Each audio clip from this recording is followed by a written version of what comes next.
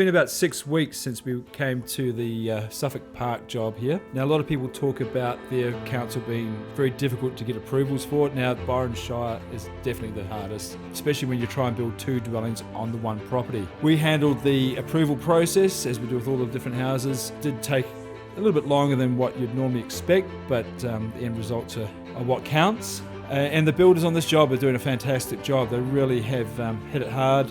It's right in the heart of Byron Bay. It's only 2 minutes to the beach.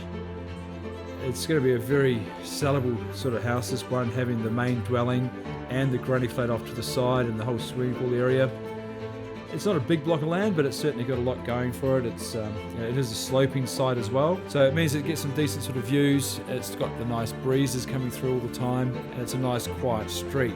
So it's been a pleasure working with this job, and beautiful part of the world to be doing it.